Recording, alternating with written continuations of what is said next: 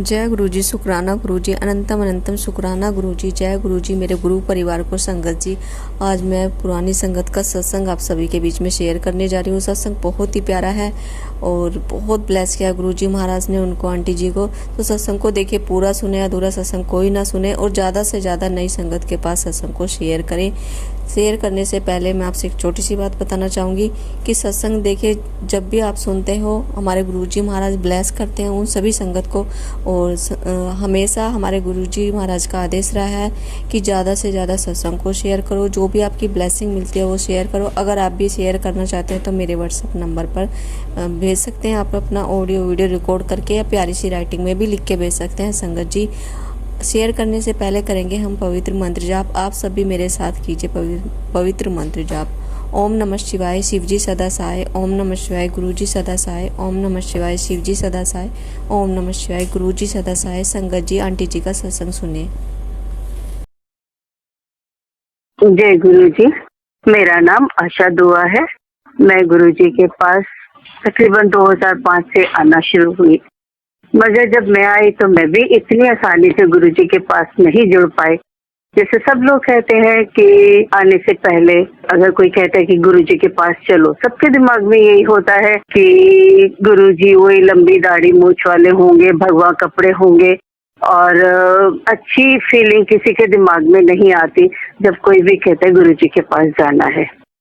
मगर मेरे टाइम में था कि मुझे बिल्कुल एहसास ही नहीं था कि गुरु जी क्या है, कौन है, कुछ नहीं। मेरे कजन ने मुझे एक दिन बोला कि दीदी मैं तेरे को एक गुरु जी के पास लेके जाना चाहता हूँ। तो मुझे लगा कि मुझे कहीं नहीं जाना। मैं उस टाइम तक जिंदगी में इतना थक चुकी थी कि मतलब मैंने कभी सोचा ही नहीं था कि इस दुनिया में भगवान होता है या वाकई ही कोई तुम्हारा हमदर्द होता है। अब यकीन मानिए, मैं मतलब जब से मेरा बेटा हुआ उस टाइम तक वो 25-26 साल का था, और मैं राइट फ्रॉम हिज बर्थ इतना बीमार रहती थी। I used to take 20 tablets per day. और इतनी बीमारियों के बाद मेरे को जिस किसी ने बोला किसी डॉक्टर के पास जाओ, किसी साधु संत के पास जाओ, या किसी भी फकीर या किसी उसके पास जाओ, मैं सब जगह धक्के खा चुकी थी। अब आके लगता था कि जिंदगी ऐसे ही होती है और ऐसे ही दुख काटने हैं।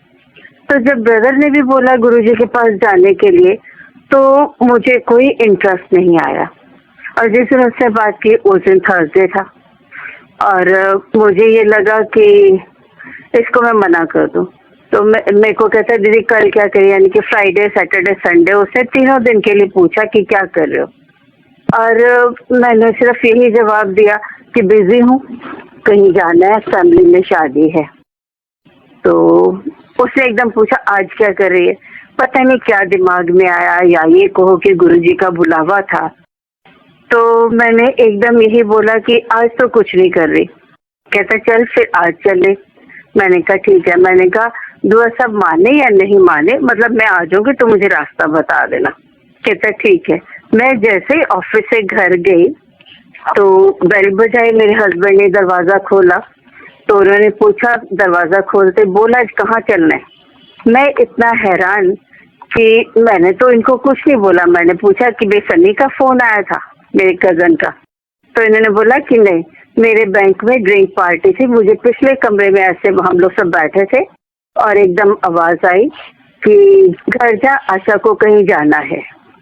और कहते मैं पार्टी छोड़ के आ गया। बोल कहाँ जाना है।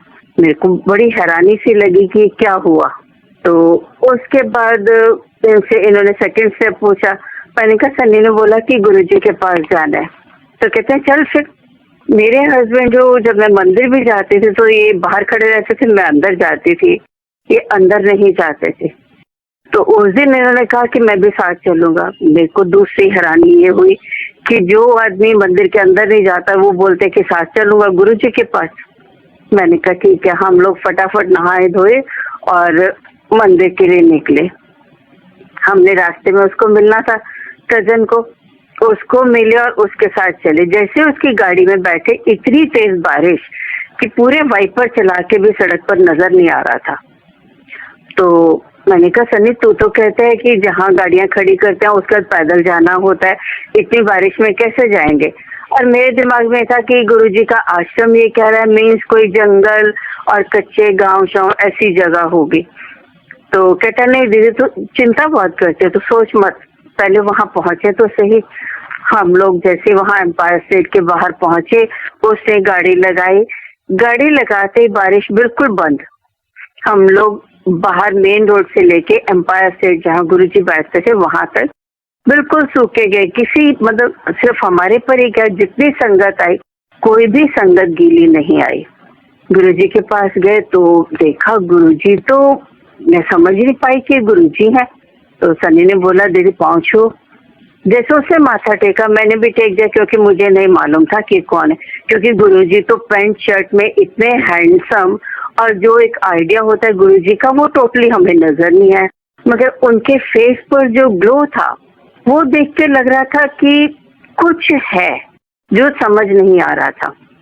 मैं जब गुरुजी के पास जाने की बात हुई थी तो सनी ने मुझे ये बोला था कि दीदी, because I lost my father in the year 99, तो मैं अपने डैडी से बहुत ज्यादा प्यार करती थी, तो शायद यही मेरी वीकनेस थी या क्या था। तो सनी ने मुझे यही बोला कि दीदी तू गुरुजी के दर्शन करेगी ना, डैडी को भूल जाएगी। और रियली जब मैं गई, मैंने गुरुजी के जब दर्शन किए तो सिर्फ मुझे मेरे फादर ही उनमें नजर आए। और मैं यही देख के पहले दिन बैठी, और मैं चुपचाप जैसे डैडी से बातें करती थी, वो अपने मन मन में बातें कर रही हूँ, सोच रही हूँ, और वहीं बैठे हैं। और पता नहीं कब वो 1.5-2 घंटे बीत गए। उसके बाद ये हुआ, एकदम घड़ी पर दिमाग गया, उस टाइम 9:15 बजे थे। 9:15 बजते ही मेरे को दिमाग में आया कि हम लोग तो ऑफिस से आए थे, कुछ खाया भी नहीं था, और मेरे हस्बैंड का तो रूटीन टाइम है 8 से 8:30 के बीच में खाना खा लेना। और मुझे लगा आज तो घर जाएंगे तो झगड़ा हो जाएगा, बहुत आफत हो जाएगी, कहेंगे पता नहीं कहाँ ले जाती है, कहाँ फंसा देती है, और ऐसे ऐसी प्रॉब्लम, और बहुत मुश्किल हो जाएगा। मगर क्या करते, अब जैसे बस ये दिमाग में आया उसी टाइम देखा कुछ लोग उठ के गए, कुछ सारे कमरे में चहल पहल सी मच गई, कुछ लोग जा रहे हैं, चटाइयां बिछ रही हैं, लंगर आ रहा है। मैंने कहा ये क्या हो रहा है, मुझे ये भी नहीं मालूम था कि वहाँ चाय प्रसाद मिलता है या लंगर प्रसाद मिलता है। तो जब देखा लंगर प्रसाद खा लिया है, इतना ब्यूटीफुली सर्व्ड लंगर कि उसमें चपाती प्रसाद, दाल प्रसाद, सब्जी प्रसाद, मीठा और साथ में चटनी भी। मैंने कहा हो ना, आज दुआ सब तो खुश हो जाएंगे, अब घर में झगड़ा नहीं होगा। बिकॉज मेरे हस्बैंड कहे कि चाहे बाहर का कुछ भी खा ले, मैं जब तक उनको दाल रोटी नहीं मिलती ही इज नेवर सेटिस्फाइड।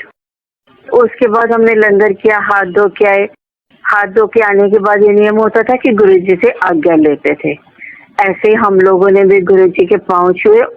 छूने के लिए जब लाइन में लगे हुए थे, मेरे आगे कोई 7-8 लोग थे, तो गुरुजी उस लाइन से थोड़ा गर्दन टेढ़ा करके मुझे देखते थे और थोड़ी सी स्माइल पास करते थे, फिर दूसरी साइड से देखते थे, फिर स्माइल पास करते थे।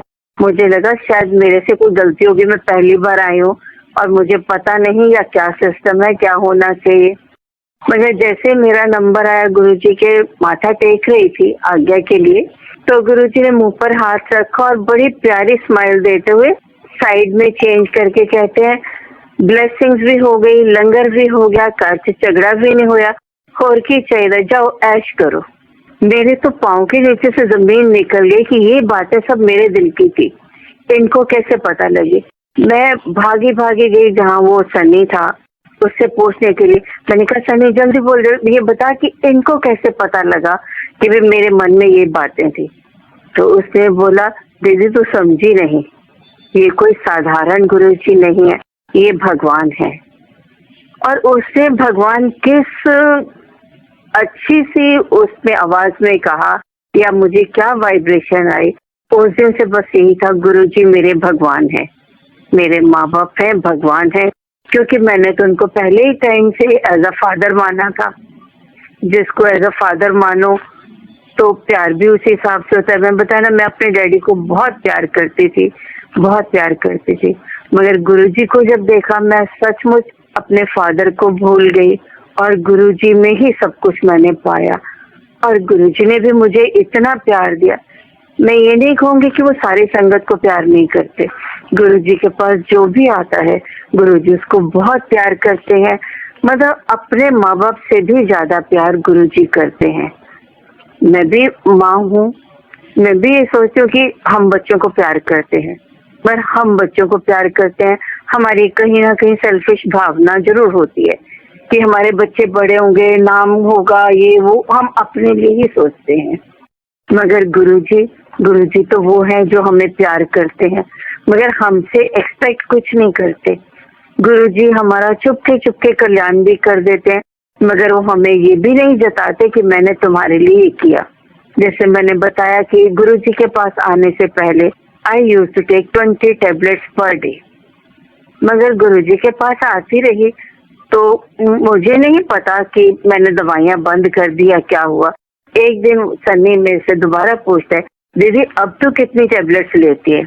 Then I realise I stop taking all the medicine.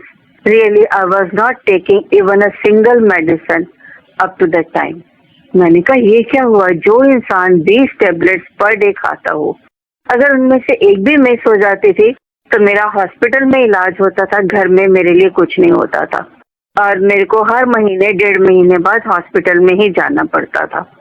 जिस इंसान की इतनी बुरी हालत हो, जैसे गुरुजी क्या आपने भी कभी सुना हो कि शब्द चलते हैं, और शब्द का जो वहाँ वॉल्यूम होता था बहुत ऊंचा होता था, और मैं मतलब अगर कोई मुझे जोर से आवाज भी दे दे मैं इतना नहीं सुन सकती थी और मैं तो बेहोश हो जाती थी। मगर वो शब्द कितने ऊंचे सुर में होते थे कि मुझे ये रियलाइज ही नहीं हुआ कि मैं इतना ऊंचा वॉल्यूम नहीं सुन सकती, और मेरे सारी प्रॉब्लम ही ठीक हो गई। जिसके बाद मुझे लगा कि अब कितना टाइम हो गया, 5 साल से भी ज्यादा हो चुके हैं, ना तो मुझे कभी हॉस्पिटल जाना पड़ा, ना डॉक्टर के पास, कभी कोई भी मेरे को सोचने की जरूरत नहीं। मुझे ये पता है मेरे गुरुजी हैं, बस इससे ज्यादा मेरे लिए कुछ नहीं है।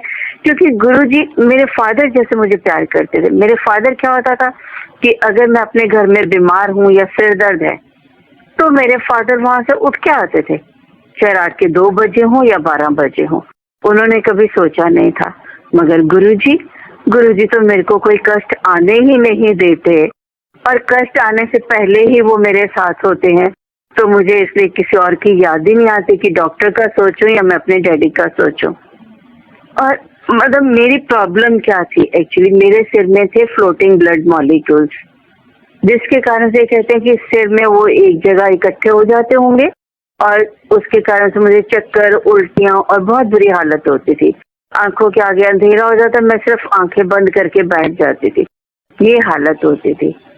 तो इतनी बड़ी प्रॉब्लम जिसके लिए डॉक्टर ये बोलते थे कि ऑपरेशन होगा, और वो भी दिल्ली में नहीं हो सकता, कलकत्ता या बॉम्बे में होगा, और 50-50% चांसेस है कि आप बचोगे, और बचोगे तो नॉर्मल हालत में रहोगे या नहीं। मेरे को ये लगा कि ऑपरेशन का मतलब सिर के बाल काटना, और मेरे बाल लंबे हैं गुरुजी की कृपा से, और मुझे छोटे बाल या कटे हुए बाल बिल्कुल अच्छे नहीं लगते। तो शायद ये गुरुजी को भी मालूम था, उन्होंने मेरा ऑपरेशन नहीं होने दिया। अच्छा, ये प्रॉब्लम जो थी उस टाइम तो खत्म हो गई। गुरुजी ने जब शरीर छोड़ा तो फिर मुझे लगा मेरे राइट साइड में सिर के जैसे एक वो मोटा रोड़ा सा बन जाता है, गोला सा बन जाता है, ऐसा कुछ बन गया, जिसके कारण से मैं कंघी करती थी तो सिर में दर्द होता था, या राइट साइड करवट लेती थी तो मेरे सिर में दर्द होता था। तो मेरा बेटा भी डॉक्टर है, उससे भी पूछा, कहता मम्मी आपको तो पता है कि इसका इलाज ऑपरेशन है, तो आप ऑपरेशन करा लो। मैंने कहा नहीं, ऑपरेशन तो नहीं कराना। एक डॉक्टर से पूछा, वो भी कहता है इसका हल तो ऑपरेशन है। मैंने कहा नहीं, ऑपरेशन नहीं कराऊंगी, अब मेरे गुरुजी है, मुझे कोई चिंता नहीं, जो होता है होने दो। मैंने ऑपरेशन नहीं कराया। जब गुरुजी ने शरीर छोड़ा उसके बाद, ये बात है 18 जुलाई की, उस दिन क्या हुआ कि जब मैं रात को सोई तो ऐसे दर्शन हुए गुरुजी के, जैसे गुरुजी सिंहासन पर बैठे, मैं बिल्कुल उनके पाँव के पास बैठी हूँ और कुछ प्रसाद खा रही हूँ। गुरुजी का लेफ्ट हैंड मेरे सिर के राइट हैंड जहाँ मेरी प्रॉब्लम थी, फोड़ा जो बना हुआ था, उस जगह आके लगा, और गुरुजी ने कहा खराब है। इतनी देर में देखा काफी संगत आ गई, पूरा हॉल भर गया, और गुरुजी जैसे होता था हाथ उठा के सबको नमस्ते करते थे, किसी को हाथ से ब्लेस करते थे, सब कुछ कर रहे हैं। फिर थोड़ी देर बाद उन्होंने मेरे उसी फोड़े की जगह हाथ रखा और कहते हैं खराब है, ठीक कर देंगे। उसके बाद दर्शन में सुबह उठी, मेरे को कुछ याद नहीं। और सेकंड या थर्ड डे मैंने महसूस किया कि जब मैं कंघी कर रही थी कि मेरे सिर में दर्द नहीं है। मैंने हाथ लगा के देखा, वो जो रोड़ा बना हुआ था वो बिल्कुल गायब, और कोई दर्द नहीं, कोई कुछ नहीं। हमारे गुरुजी हमारा हर इलाज, हर ऑपरेशन बिना किसी इंस्ट्रूमेंट के, बिना किसी डॉक्टर के, किसी की हेल्प के लिए बिना ही वो हमारा हर ऑपरेशन कर सकते हैं। गुरुजी हमारे दिल में बसते हैं, हमारे रोम रोम में गुरुजी हैं, और उनके लिए तो आप ये कहो कि उनको हमारी हर इच्छा, हर बात, हर सांस का पता है। सिर्फ इसी जन्म का नहीं, हमारे कितने जन्मों का उनको पता होगा, जो उन्होंने हमें अपने साथ जोड़ा है। मैं कहती हूँ हम लोग तो बहुत पापी हैं, पता नहीं कितने सारा दिन पाप करते हैं, झूठ बोलते हैं, गालियां देते हैं, लड़ते हैं, झगड़ते हैं, क्या क्या नहीं करते, कितने कुकर्म करते हैं, मुझे तो यही लगता रहता है। मगर फिर भी गुरुजी देखो कितने महान हैं, उन्होंने हम जैसे पापियों को भी अपने चरणों में लगा लिया। वरना आज हमारा क्या होता। जो आज की जनरेशन, आप ये देखो, जो यंग बच्चे जुड़ते हैं या हम लोग जुड़ते हैं, आजकल क्या है कि टीवी देख लो, बाहर घूम लो, अगर जेंट्स है तो ड्रिंक कर लो, सबका शाम को यही रूटीन होता है। मगर गुरुजी ने देखो उस जिंदगी से बचा के हमें अपने चरणों में जोड़ा, जहाँ आप 2 घंटे आराम से शब्द सुनते हो। और शब्द सुनते सुनते कईयों में कहानियां भी होती है, चाहे आप कहानी के माध्यम से जुड़ो, चाहे शब्द की मिठास के कारण से, मगर इंसान खो जाता है। और सामने गुरुजी के दर्शन हो रहे हो तो आपको दुनिया सारी भूल जाती है। बाकी आप कितनी परेशानी में हो, कुछ भी हो, आप एक बारी गुरुजी के पास पहुंच जाओ, कोई भी परेशानी नाम की चीज ही नहीं नजर आती। आपको ये नहीं सोच होती कि आपके बच्चे क्या कर रहे हैं, आपके घर में क्या हो रहा है, या आपके ऑफिस में क्या हो रहा है, कुछ दिन दुनिया की खबर नहीं रहती। ये गुरुजी हैं, ये उनका प्यार है। जब हम किसी से सच्चे मन से प्यार करते हैं तभी हम उससे जुड़ सकते हैं, और जब हम उनसे जुड़ते हैं तो फिर वो हमारे हैं ना। जब वो गुरुजी हमारे हैं तो आप ये सोचो, वो हमें किसी मुसीबत में आने ही नहीं देते। मगर ये तब होता है जब हम लोग सच्चा प्यार करते हैं। बिना प्यार के तो हमें कुछ नहीं मिलेगा ना। अगर जैसे छोटा बच्चा होता है, वो जमीन पर बैठा है, माँ उसको दूर से देखते ही जमीन पर बैठा है, मगर जैसे ही बच्चा उठ के खड़ा होता है, माँ थोड़ा चौकन्नी हो जाती है कि मेरा बच्चा उठा। और जब वो उठ के अपना पहला स्टेप लेने लगता है तो माँ के हाथ ऑटोमेटिकली उसको पकड़ने के लिए आगे की तरफ आते हैं कि बच्चे को मतलब छुए भी नहीं और उसका ध्यान भी रखे। और माँ उसको हर कदम कदम के साथ संभालती है। माँ अपने बच्चे को गिरने नहीं देती। गुरुजी हमारे लिए वही हैं, हमारे माँ बाप सब कुछ, वो हमें हर कदम पर संभालते हैं। और मैं तो ये कहूंगी कि गुरुजी हमारा सर, अपनी संगत का सिर कभी भी किसी के आगे झुकने नहीं देते। जो चीज हमें 30वें दिन जरूरत हो वो हमें 29वें दिन मिल जाती है, मगर भरोसा उस मालिक का हो। जिंदगी में 1-2 जगह नहीं, मैंने हर जगह ये देखा है कि गुरुजी हमारे साथ हर टाइम साथ है, हर टाइम साथ है। और कई चीजें ऐसी होती है जहाँ हम गुरुजी को याद भी नहीं करते, मगर फिर भी गुरुजी को पता होती है, वो उन चीजों को देखते हैं। एक मैं आपको अपना सत्संग सुनाती हूँ। गर्मियों की बात है, हमारा इन्वर्टर काम नहीं कर रहा था उन दिनों, तो ये बात है ट्यूसडे नाइट की। मेरी बेटी उठी, मतलब उसने देखा बहुत जोर जोर से कुछ पटाखे बजे होंगे, मगर मुझे नहीं मालूम, हम लोग सो रहे थे, रात को कोई 12 बजे की बात है। तो वो उठ के एकदम मेरे कमरे में आई, मम्मी उठो, जल्दी उठो, देखना पटाखे निकल रहे हैं। मेरे दिमाग में भी ऐसा कुछ नहीं आया। मैंने कहा वो किचन की एक लाइट खराब थी, शायद उसके कारण से हो गया होगा। मैंने लाइट बंद की, एग्जॉस्ट चलाया और आके सो गई। मैंने कहा कुछ नहीं, ये जो जलने की स्मेल अभी खत्म हो जाएगी। हमें कुछ नहीं पता लगा, रात को आराम से सो गए। और सुबह जब उठे तो मेरे हस्बैंड ने लाइट का मेन जो स्विच है ड्राइंग रूम के स्विच जलाने के लिए उसको देखने गए, और देखा तो वो जो स्विच बोर्ड लगा होता है ड्राइंग रूम में, वो तो सारा काला हुआ पड़ा था, बिल्कुल जला पड़ा था। फिर इन्होंने मुझे जगाया, कहते हैं कि देख रात को यहाँ पर पटाखे निकल रहे थे और तुझे पता नहीं लगा। मैंने कहा मुझे जब पटाखे ही नहीं सुने तो ये क्या पता लगता। तो मैंने कहा चलो अब इन्वर्टर लगवा लेंगे, सब ठीक हो जाएगा, कोई दिक्कत नहीं। ये बात थी जैसे ट्यूसडे नाइट की, तो इन्वर्टर वाले को फोन किया, वो सैटरडे को आया और इलेक्ट्रिशियन को भी बुलाया कि भाई कुछ जल गया है देख लेगा। और जैसे वो इलेक्ट्रिशियन आया उसको मैंने कहा कि भाई वो इन्वर्टर का काम तो बड़ा है, तो पहले स्विच बोर्ड खोल के देख ले। उसने जैसे वो स्विच बोर्ड खोल के देखा, आप यकीन मानो उस स्विच बोर्ड में कोई एक तार भी किसी स्विच के साथ नहीं जुड़ी हुई थी। सारा स्विच बोर्ड अंदर से जल गया था और जो तारें थी वो छोटे छोटे टुकड़े, मतलब जितना एक नाखून का टुकड़ा होता है ऐसे ऐसे करके सारी तारें उसमें फैली हुई थी और कहीं कोई तार किसी से कनेक्टेड नहीं थी। और हमारे घर में 5 दिन लाइट आती रही, पंखा चलता रहा, एसी चलता रहा, सब कुछ होता रहा। आप ये सोचिए कैसे हुआ। मेरा जो इलेक्ट्रिशियन था वो भी हैरान था, कहता आंटी ये बताओ कि आपके घर में लाइट कैसे आ रही है जबकि एक भी कनेक्शन लाइट में जुड़ा नहीं हुआ। मैंने तब रियलाइज किया कि ये काम तो गुरुजी ही कर सकते हैं। और उसने भी कहा, कहता सचमुच ये भगवान का करिश्मा है कि अगर किसी घर में तार कोई इलेक्ट्रिक की आ ही नहीं रही तो उस घर में लाइट कैसे आ रही है। ये मेरे गुरुजी हैं कि हमें कहीं उन्होंने परेशानी भी नहीं होने दी, घर में कोई आग भी नहीं लगी, कोई मिसहैपनिंग नहीं हुई, और ये कि हमें गर्मी में भी नहीं बैठना पड़ा। इससे ज्यादा वो हमारे लिए क्या करते। और जब मुझे इस चीज का एहसास हुआ, मैंने कानों को हाथ लगाया, मैंने कहा गुरुजी मैं कितनी बेवकूफ हूँ कि 5 दिन तक आपको एक बारी भी याद नहीं कर सकी और एक बारी भी दिमाग में नहीं आया कि जब इस स्विच बोर्ड में लाइट में इतनी आग लगी हुई है, दीवार तक आग पहुंची हुई है, जली हुई है, तो लाइट कैसे आ रही है।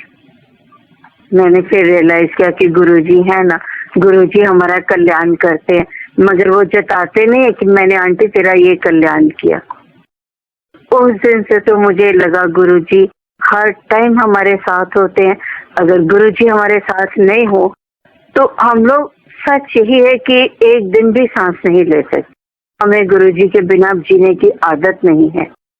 चाहे उन्होंने अब आके शरीर छोड़ दिया है, मगर वो भगवान है। भगवान के लिए शरीर होना ना होना सब एक बराबर है। वो तो पहले से भी ज्यादा हमारे साथ है। शरीर में तो हर कि आप कहेंगे इंसान के कि भाई लिमिटेशंस होती हैं, अब तो उनके लिए कोई लिमिटेशंस ही नहीं है। वो प्यार भी उतना ही करते हैं, वो हमारी पुकार भी उतनी ही सुनते हैं। हमें सचमुच उनको कुछ कहने की जरूरत नहीं होती, हर चीज सुनना। कहते हैं कि गुरुजी से मांगो मत, मगर कभी कभी फिर भी हम बेवकूफी करते हैं, हम मांग बैठते हैं। मगर वो क्यों मांग बैठते हैं कि हमारे सर्कमस्टांसेस इस टाइप से हो जाते हैं। उसके लिए मैं आपको बताती हूँ एक अपना सत्संग। एक बारी कहीं हौज खास में एक सत्संग था, तो उन्होंने बोला था कि सत्संग मतलब 8 बजे तक खत्म हो जाएगा। अच्छा, मेरा सत्संग जो मैं सुना रही थी वो तो खत्म हो गया, अब दूसरों ने सुनाना शुरू किया। अब ये भी बुरा लगता था कि मैंने अपना तो सुना दिया, दूसरा कोई सुनाने खड़ा हुआ और मैं उठ के चल दूं। तो मैंने उस आंटी को बोला था कि मुझे मंदिर जाना होता है आंटी, मेरी ड्यूटी है, मेरे पास कुछ ऐसा सामान होता है जो मंदिर में लंगर से पहले पहुंचना बहुत जरूरी होता है। तो उन्होंने कहा अच्छा आंटी अभी चले जाना। अभी करते करते मैंने देखा, उनसे पूछा, मैंने कहा आंटी टाइम कितना हो गया। कहते 9:10। मेरे तो पैरों के नीचे से जमीन निकल गई कि 9:10 हो गए और 9:15 बजे लंगर शुरू हो जाता और ये सामान तो पहुंचना है। जैसे घर से निकली और रोड पर आई तो मेरे हस्बैंड ने फोन किया कि तो कहाँ है, तेरे को पता है ना कि लंगर का टाइम हो गया, सामान चाहिए। तो मैंने उनको बोला मैं तो अभी मालवीय नगर रेड लाइट अदचीनी या मालवीय नगर की रेड लाइट पर थे। तो कहते हैं जल्दी आ, जल्दी पहुंच, 9:15 बजे लंगर शुरू हो जाएगा, जाप से पहले तुझे आना होता है। मैंने उस टाइम गुरुजी से अरदास की, मैंने कहा गुरुजी जब तक मैं नहीं पहुंचू आप प्लीज लंगर नहीं शुरू करना, मेरे को 9:15 से पहले पहले मंदिर पहुंचा दो। और आप ये देखिए कि उस मालवीय नगर की रेड लाइट से मंदिर तक का रास्ता अगर आप कितना भी तेज चलाएं तो आधे घंटे से कम नहीं है ड्राइव करते हुए। और मैं 9:10 पर जब नीचे उतरी और उसके बाद ये सोच रही हूँ कि 9:15 मंदिर पहुंच जाऊं। मांगने की भी कोई लिमिट होती है, तो मेरी बेवकूफी थी ये सोचना भी।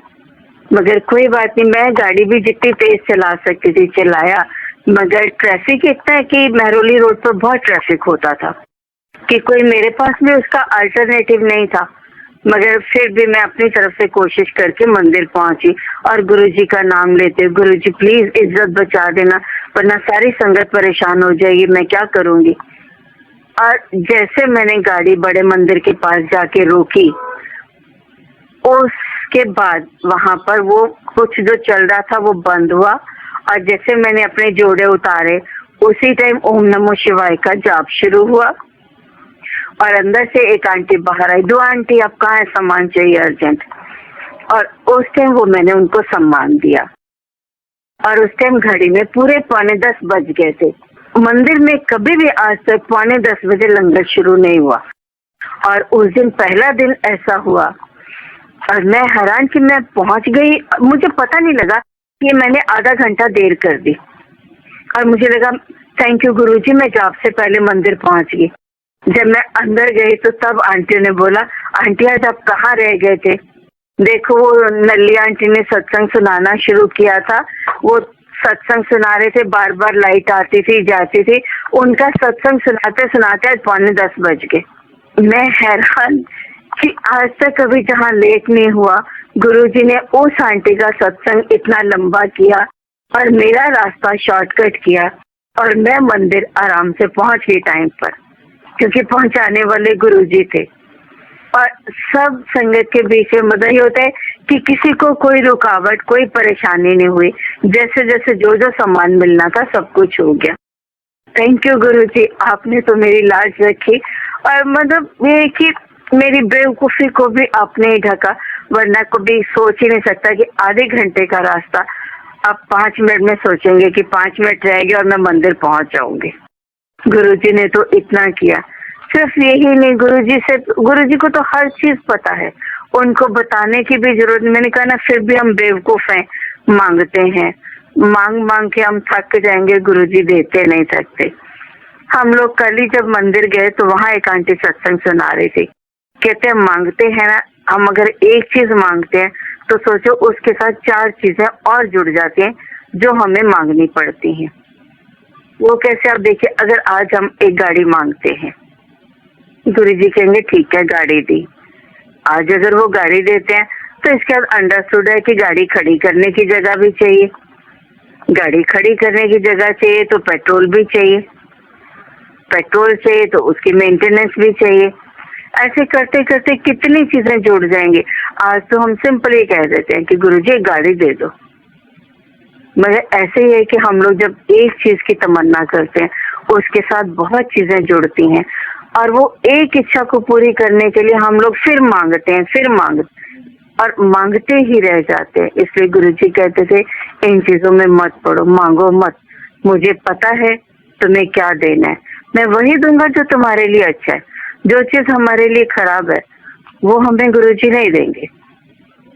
जैसे हम ही अपने घर में देखते हैं, अगर छोटा बच्चा 4 साल का बच्चा हमें कहे कि मम्मी मुझे स्कूटर ले दो, हम क्या उसको स्कूटर लेके देंगे? हम ये कहेंगे कि पहले थोड़ा बड़ा तो हो जा, स्कूटर पर बैठने लायक हो जा या स्कूटर चलाना सीख, जब तक तो 18 साल का नहीं होगा तो ड्राइव नहीं कर सकता।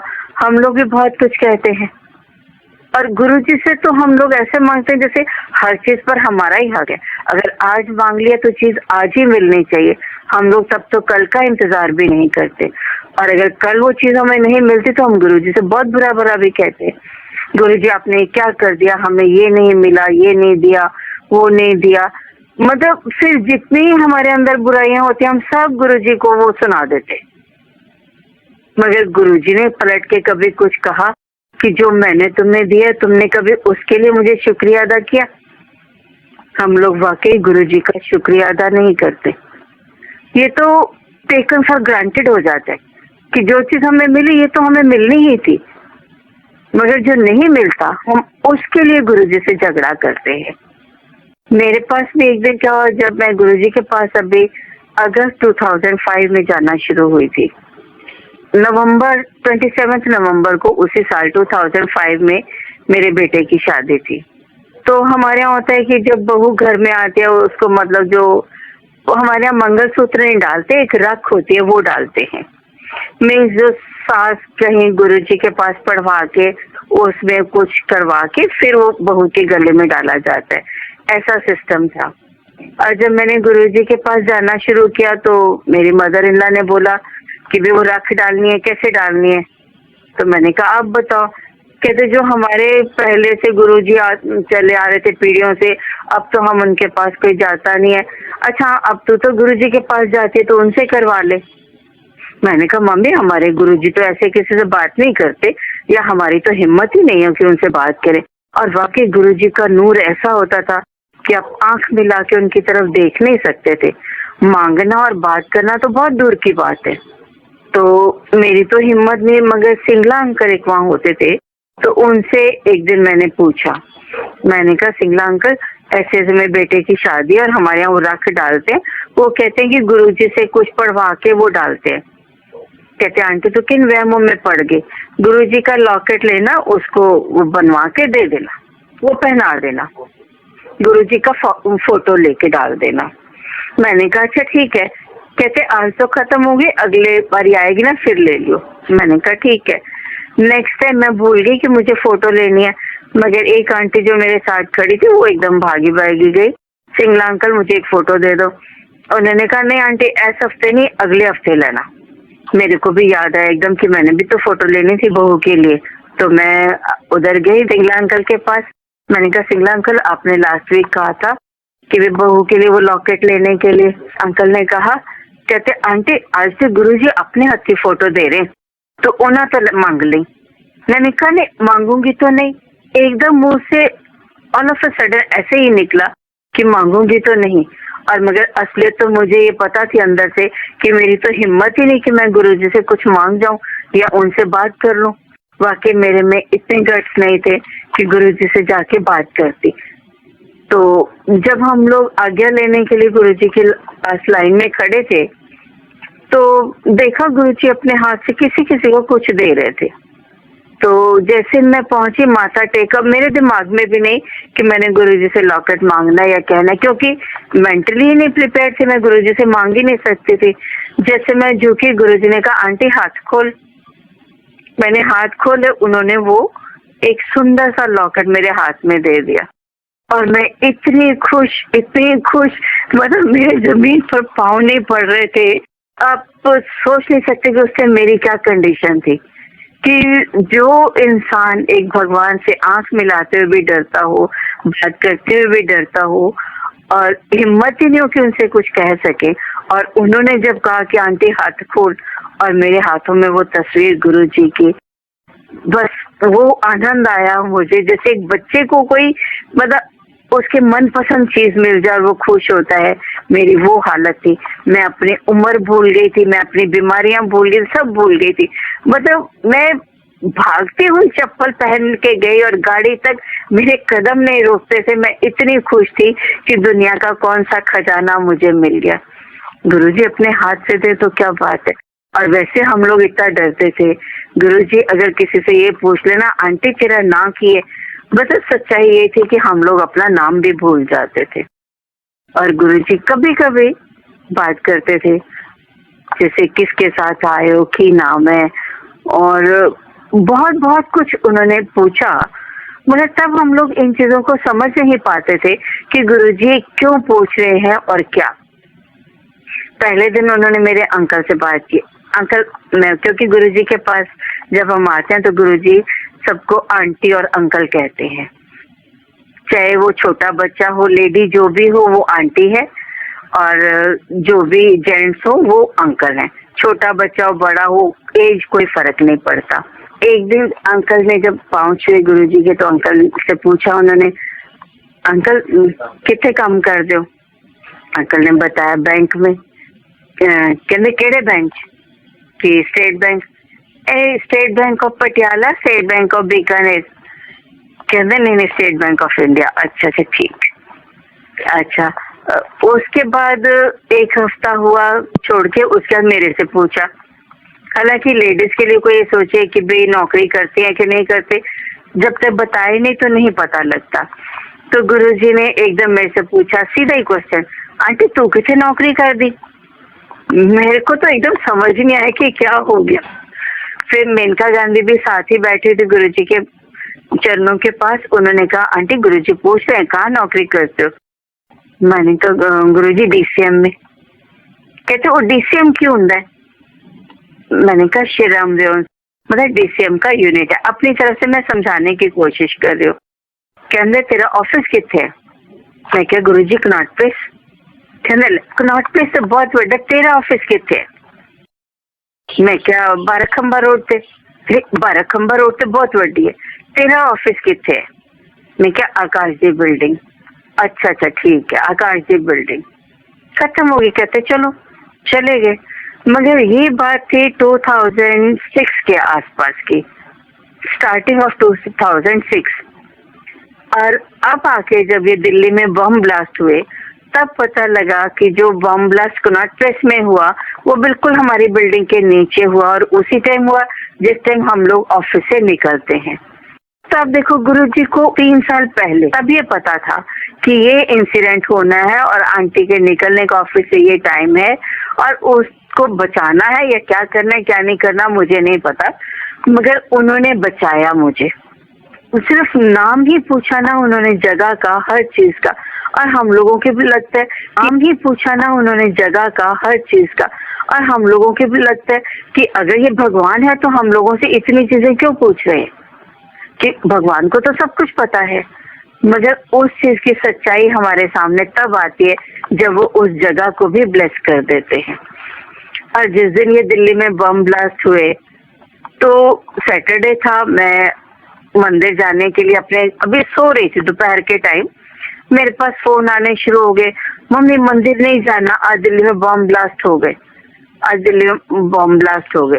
महरौली साइड में मतलब ये हुए बम ब्लास्ट, वहां पर 2:30 बजे के आसपास, 2:30 या 3 बजे के आसपास हुआ। तो मेरे पास सबने फोन करना शुरू कर दिया, आंटी मंदिर नहीं जाना, दिल्ली में बम ब्लास्ट हो गए, खतरा हो जाएगा ये वो। मैंने कहा यार 4 बजे तक तो मुझे सोना होता है ऑफिस से आके, वो भी नहीं किसी ने सोने दिया, तब घर बैठ के क्या करना, चलो मंदिर चलते हैं। पर मैंने गाड़ी उठाई, मैंने और अंकल ने, हम लोग मंदिर के लिए। रास्ते में भी फोन आते रहे कि मंदिर नहीं जाना मंदिर। मैंने कहा देखो मरना इंसान को एक बारी है, आज मरे कल मरे, जब भी मरे कोई चिंता नहीं, गुरुजी है ना। हम लोग इतना मस्त होके मंदिर गए, कहीं रास्ते में कोई ट्रैफिक जैम नहीं, कोई भीड़ नहीं, कहीं कोई प्रॉब्लम नहीं, कहीं कोई कुछ नहीं, और इतने आराम से हम लोग मंदिर पहुंचे। और दिमाग में भी नहीं आया कहीं बम ब्लास्ट का कोई चक्कर है। मगर उस दिन हुआ क्या, आधी से ज्यादा संगत रास्ते से होके वापस चली गई। जिनको विश्वास है गुरुजी पर वो सिर्फ गुरुजी को ही देखेंगे, उनका एम सिर्फ गुरुजी है। और जिनका विश्वास है दुनिया पर कि हाय बम ब्लास्ट हो गया, नहीं जाना, मर जाएंगे, खतरा हो जाएगा, क्या हुआ, क्या, वो सोचते ही रह जाएंगे। अगर गुरुजी से जुड़ना है दिल से जुड़ो। दिल का ये है कि दिल ने जो कह दिया हाँ तो हाँ, बस। गुरुजी को हमने जब दिल से मान लिया कि गुरुजी हैं, गुरुजी भगवान है, और भगवान अपने भक्तों को दुख नहीं देता। अगर वो दुख देते हैं तो उसमें भी कोई सुख ही होता है, जो उस टाइम हमें दुख लगता है मगर उसमें भी सुख है। भरोसा रखो तो खुले दिल से गुरुजी पर भरोसा रखो, सोचो मत, पीछे मुड़ के मत देखो, और जो पीछे मुड़ के देखेगा वो तो अटक ही जाएगा। इस पर मैं एक चीज सुनाती हूँ। एक बार ना, ये सच्चाई है, इंसिडेंट आया था न्यूज़पेपर में।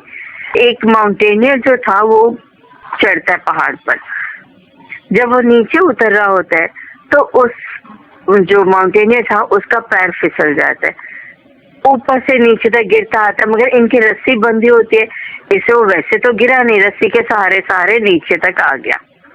तो जब गिर रहा है तो भगवान को आवाज देता है, हे भगवान बचाओ। तो भगवान प्रकट होते हैं, वो कहते हैं कि हाँ बोलो क्या बात है, कि भगवान मुझे बचाओ। कहते हैं अच्छा तो मेरे पर विश्वास रखते है? कहता हाँ भगवान पूरा पूरा विश्वास रखता हूँ। कहते देख ले पूरा विश्वास रखते है? हाँ भगवान मैं पूरा विश्वास रखता हूँ। कहते अच्छा ठीक है, अगर तू मेरे पर पूरा विश्वास रखता है तो ये रस्सी छोड़ दे। तो एकदम कहते नहीं नहीं नहीं नहीं, अगर मैं रस्सी छोड़ दूंगा तो मैं तो गिर जाऊंगा, मैं मर जाऊंगा। और वो इंसान रस्सी नहीं छोड़ता। क्या उसने मन से तो मतलब ऊपर से तो कह रहे कि हाँ मैं भगवान को मानता हूँ, मैं सब कुछ करूंगा सर। और जब भगवान ने कहा कि रस्सी छोड़ दो तो हमने रस्सी नहीं छोड़ी। और अगले दिन सुबह न्यूज़पेपर में आता है कि एक इंसान जमीन से 10 फुट ऊंचे बर्फ में मतलब हवा में लटका हुआ बर्फ के कारण ठंड में जम के मर गया। और ये सच्चाई है, ये न्यूज़ भी आई। और अगर आप देखो उस इंसान ने वाकई ही भगवान पर विश्वास किया होता तो छोड़ देता ना रस्सी को, 10 फुट से गिर के मरता नहीं। क्या उसको नहीं पता कि कितना गहरा है कितना नहीं है, मगर मरना वही है ना कि एक ही बारी मरना है, बार बार तो नहीं मरना। अगर भगवान कह रहा है कि छोड़ दो तो छोड़ दो। अगर भगवान खुद ही तुम्हें मारने के लिए तो भी कोई बात नहीं, भगवान के हाथों मरेंगे तो भी तो कल्याण है ना। इसलिए अगर विश्वास रखो तो पूरा विश्वास रखो, वो भगवान है और वो हमेशा हमारे साथ हैं। और उनके ऊपर जब हम विश्वास रखते हैं तो खुले मन से विश्वास रखो। मैं सबसे यही कहूंगी, पूरे दिल से गुरु जी को अपनाओ। उनको अपनाने का यही है, विश्वास रखो, प्यार करो, प्यार के बदले प्यार ही दो। कई गुरु जी ने आपसे कुछ नहीं मांगना, मगर फिर भी उनसे प्यार करो, उनका गुणगान करो। हम जितना उनका गुणगान करेंगे, जितना उनका गुणगान सुनेंगे, उसमें सबका कल्याण है। कहते हैं जो गुरु जी का सत्संग करता है उसका भी कल्याण है, जो उनका सत्संग सुनता है उसका भी कल्याण है। कई बार तो हम लोग ये कह देते हैं, आंटी ये सत्संग तो हमने पहले सुना हुआ है। कोई अंकल सुनाते, नहीं नहीं अंकल ये तो सुना हुआ है, या हम उसको छोड़ के उठ के चले जाते हैं। मगर होता है कि जब हम बीमार होते हैं हमें डॉक्टर दवाई देता है और वो एक ही दवाई 1 हफ्ता खाने के लिए बोलता और एक दिन में 4-4 बारी खाने को बोलता है। तब तो हम उस डॉक्टर को नहीं कहते कि भाई ये गोली तो मैंने सुबह खाई थी, मैं दोपहर को क्यों खाऊं, या मैं शाम को क्यों खाऊं, या मैं 5 दिन क्यों खाऊं, या 10 दिन क्यों खाऊं। तब तो हम उसकी बात मान लेते हैं। मगर जो गुरु जी ने कहा हुआ, जो उनका सत्संग सुनाते हैं, वो उस सत्संग में हर किसी के लिए कोई ना कोई मैसेज होता है। जितनी संगत बैठी होती है उनमें से किसी ना किसी के मन में ऐसा क्वेश्चन होता है कि कोई शंका होती है, जो गुरुजी उस सत्संग को सुनवा के उसकी शंका दूर करते हैं। और जो सुनने को मिल जाए उसमें भी हमारा कल्याण है। इसलिए गुरुजी का सत्संग जहाँ सुनने को मिले उसको प्यार से सुनो, अनमने मन से नहीं सुनो। गुरुजी का चाय प्रसाद, लंगर प्रसाद, इनको अच्छे मन से श्रद्धा से खाओ। शिव पुराण में भी मैंने अभी कुछ दिन पहले पढ़ा, उसमें भी यही लिखा हुआ है, जो शिव का जो लंगर प्रसाद है, भोग है, उसके दर्शन कर ले, उस इंसान का भी कल्याण है। और जो शिव का लंगर श्रद्धा और विश्वास से खाता है उसको तो सब कुछ मिल जाता है। और शिव के लंगर के लिए कभी भी मतलब डिले मत करो, उसको मना मत करो, अभी नहीं मुझे खाना, मैं बाद में खाऊंगा, क्योंकि ये हमारी ब्लेसिंग्स है, इसको पूरा खाओ। अगर आपको कोई लाख रुपया देता है तब तो आप ये नहीं कहते कि लाख में से नहीं मुझे 1 रुपया दे दो, बाकी आप रख लो। तब तो हम लोग सारा पैसा लेना चाहते। गुरु जी का लंगर प्रसाद जो हमारी ब्लेसिंग्स है, इसमें से कभी भी आप मना नहीं करो, इसको जूठा मत छोड़ो, इसको पूरा खाओ। जितना खाओगे विश्वास और श्रद्धा के साथ सब कुछ मिलेगा। जय गुरु जी, जय गुरु जी, जय गुरु जी। आशा करती हूँ सभी ने आंटी जी का सत्संग बहुत ही प्यार श्रद्धा भाव के साथ सुना होगा। अच्छा लगे तो चैनल को लाइक एंड सब्सक्राइब जरूर करें, ज़्यादा से ज़्यादा शेयर ज़रूर करें, नई संगत तक ज़रूर शेयर करें हमारे सत्संग। और इसी तरह मैं आपके बीच में प्यारे प्यारे सत्संग लेकर आती रहूँगी। सत्संग को यहीं विराम करेंगे। विराम करने से पहले हम करेंगे पवित्र मंत्र जाप। ओम नमः शिवाय शिवजी सदा सहाय, ओम नमः शिवाय गुरुजी सदा सहाय, ओम नमः शिवाय शिवजी सदा सहाय, ओम नमः शिवाय गुरुजी सदा सहाय। मेरे गुरुजी महाराज का शुक्राना, हरदम मेरे गुरुजी महाराज का शुक्राना, लख लख शुक्राना, हर सांस का शुक्राना, सुख विच शुक्राना, दुख विच शुक्राना, हरदम मेरे गुरुजी महाराज का शुक्राना। जय गुरुजी, शुक्राना गुरुजी, अनंतम अनंतम शुक्राना गुरुजी, लव यू गुरुजी।